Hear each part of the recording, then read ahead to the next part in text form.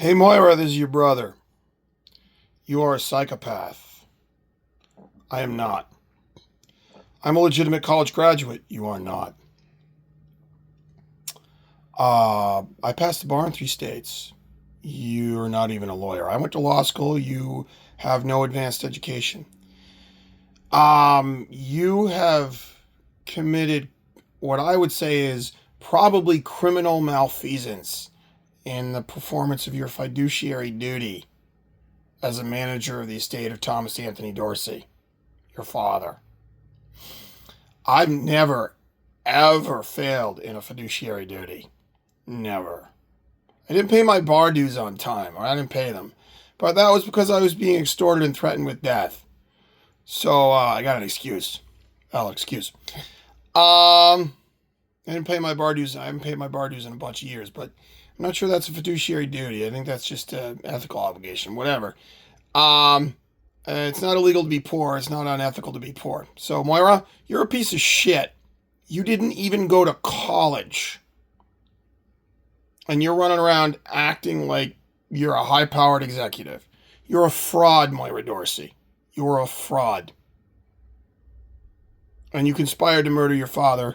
You ruined your husband's life. You had a late-term abortion of a child you probably teratogenized. Took a teratogen to harm the child in your womb. The child was probably George Forrester Colony's child because you named your company Dorsey Experience Strategies after you got terminated or thrown out or left Forrester Research. And the only reason to name the company DES, Dorsey Experience Strategies, which is a very strange name, not an appealing name either, so you obviously chose that name to tell someone something in code. DES is a teratogen, and probably the teratogen you took to kill your own child in your womb so that you could have a late-term abortion because it was George Forrester Colony's child. And you thought you could blackmail or extort him with that, and he didn't fall. He obviously told you to F off. Or he told you to pardon me for my crude language. He refused whatever demand you made as a result of extortion and blackmail for being pregnant with his child. So you took DES and aborted the child, and then named the company Dorsey Experience Strategies to sort of threaten George Forrester Colony. Anyways, so you're a turd, Moira. You're a turd. You're going to hell. 3 minutes of it describing why you were a total freaking turd. And you're like a combination of Elizabeth Holmes and Eileen Wuornos, who ended up in the intelligence community.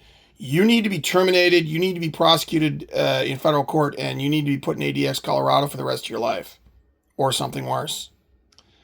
You may be wondering why you're looking at a lock. This is the door to the basement of 10 Fairview Street from the kitchen. I'm taking a film of this lock and narrating it because you, Moira, have a Donna Jeffers problem. Donna Jeffers was the owner of 10 Fairview Street before, in the late 90s, before Mom and Dad purchased this house. And Donna Jeffers sold the house under great economic pressure.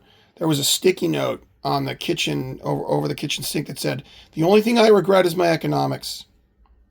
And she was under great pressure to sell this house. And one of the realtors, I think taking mercy upon me or Mom, tried to prevent Mom from buying the house by asking for an extremely high and unreasonable commission for the purchase of the house. And I didn't know what the nature of this neighborhood was back then. So I said, "Mom, just, you got to be able to walk away from any deal. So if it's too much, just walk away." And the realtor then relented. Unfortunately, I wish we'd moved somewhere else.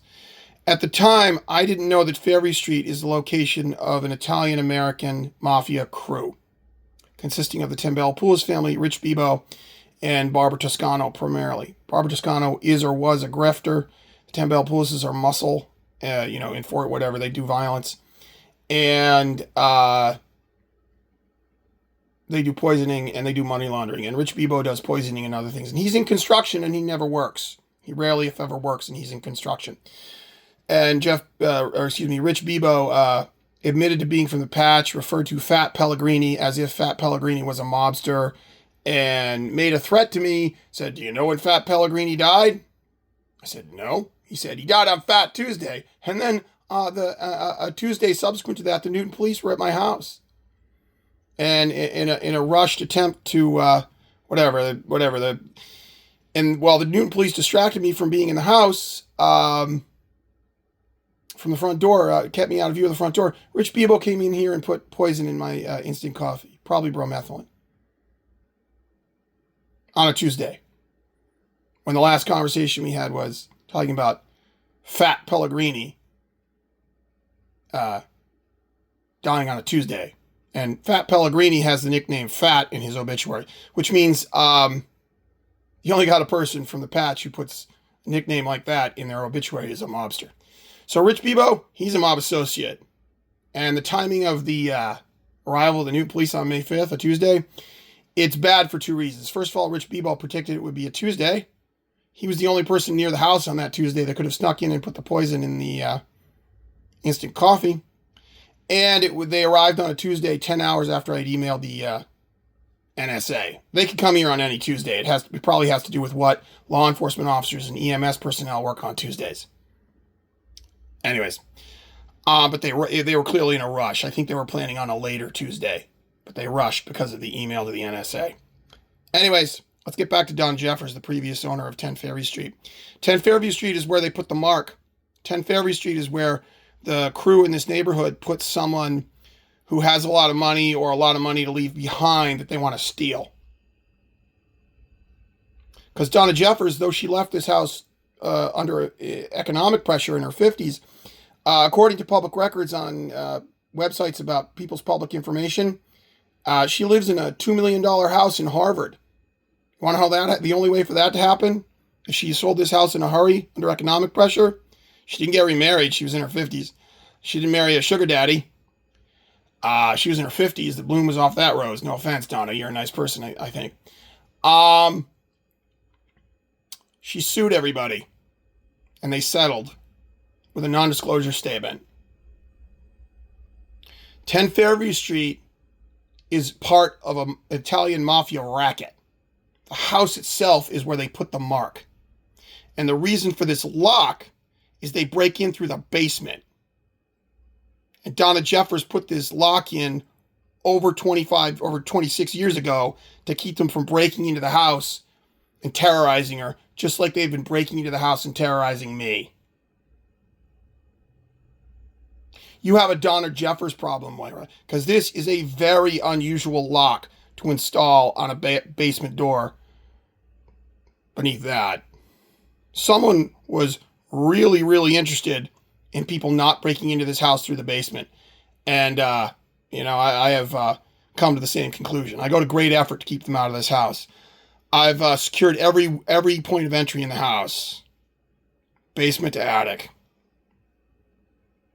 So, Moira, you have a Donna Jeffers problem. And non-disclosure statements, if they involve espionage, treason, and racketeer influence, corrupt organization crimes, they can be reversed. So, Moira, you and your Italian mafia co-conspirators, Rich Bebo, the 10 Bellapoulises, who are Greek mafia who work for the Italian mafia, and Steve Solari over at Advance Auto, your little racket with 10 Fairview Street, which you found, Moira. You directed our family to 10 Fairview Street. You have a Donna Jeffers problem. Moira, you need to hire an attorney and go talk to the United States Attorney's Office. You got it? As soon as possible. Take some of that money you stole from me, that $1.3 million in municipal bonds you stole from me. Go hire an attorney. Go talk to the United States Attorney's Office. Tell them everything you did, okay? You go to hell when you die, Moira. Please take care of Liam. He's a good young man.